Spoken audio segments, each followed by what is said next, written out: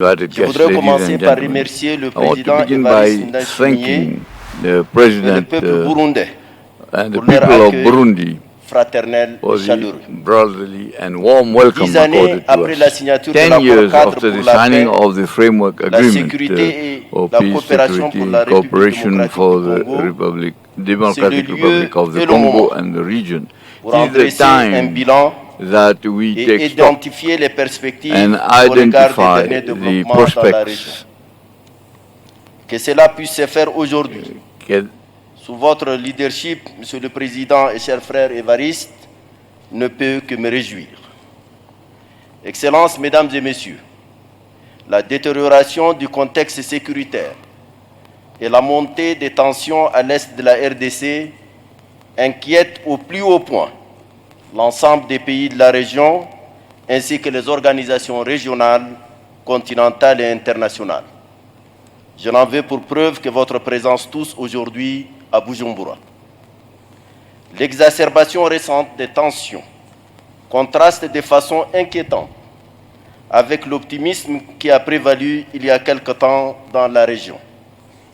À l'optimisme se substitue l'inquiétude et un grand manque de confiance. Cette situation délétère à l'atmosphère polluée menace dangereusement les conditions de paix, de stabilité et de développement tant attendues dans la sous-région.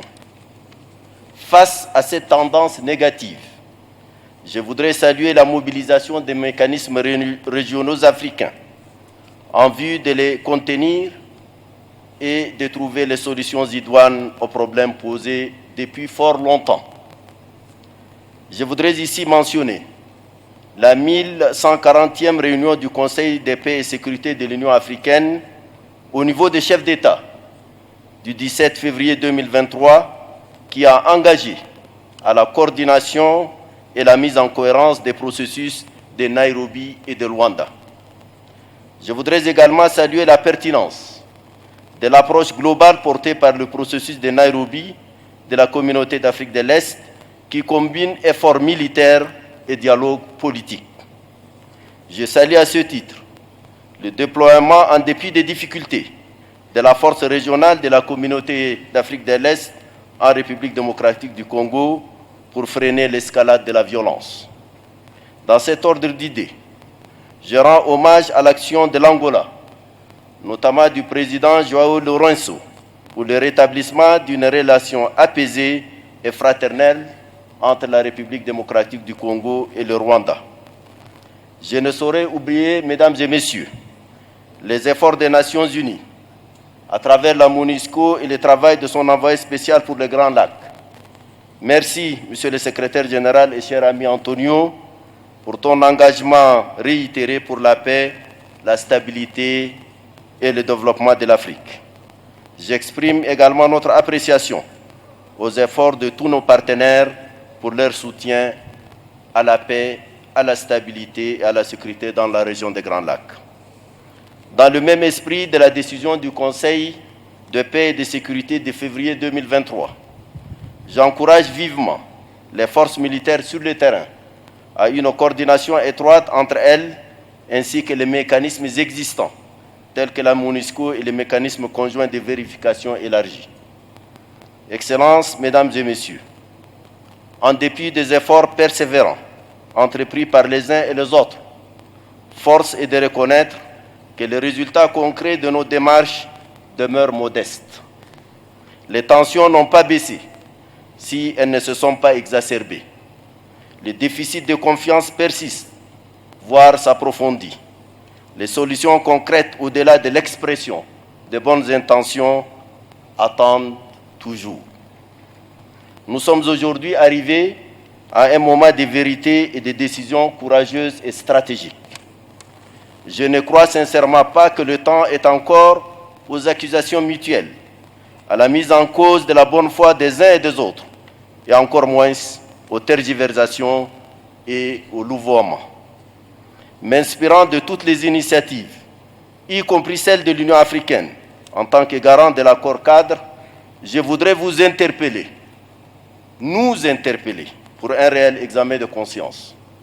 N'est-il pas superflu de dire que nous avons aujourd'hui assez de conflits dans le continent, avec un Sahel meurtri, une Libye en perpétuelle déchirure, un Soudan en flammes qui vient s'ajouter à la lancinante et perpétuelle tension à l'est de la République démocratique du Congo. Jusqu'à quand allons-nous continuer à faire étalage de nos faiblesses, carences et fragilités diverses? Pourquoi continuons-nous à tourner en rond en observant la non-concrétisation effective de nos décisions?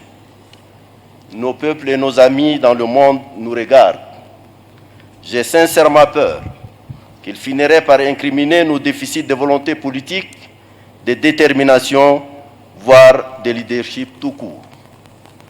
Excellences, Monsieur le Président, Excellences, Mesdames et Messieurs les chefs d'État et de délégation, les tensions qui nous préoccupent aujourd'hui interpellent sur la pertinence et même l'adéquation de nos mécanismes de sécurité actuels, notamment l'accord cadre.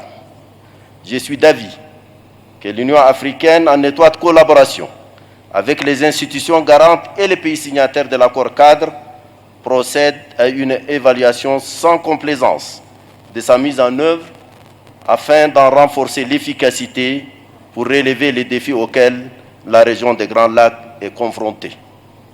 Dans cet esprit, je joins ma voix à cette décision du Conseil tant il apparaît impératif d'évaluer ce qui a été fait, mais surtout de l'adapter aux évolutions et à nos ambitions généreuses pour les peuples de la région. Je me remets donc à votre sagesse afin de préconiser les mesures idoines urgentes pour la réconciliation, la construction d'une confiance fraternelle, pour la stabilisation durable de cette région et l'ouverture enfin d'une ère nouvelle de paix, de prospérité au plus grand bien de ces peuples. Je vous remercie de votre aimable attention.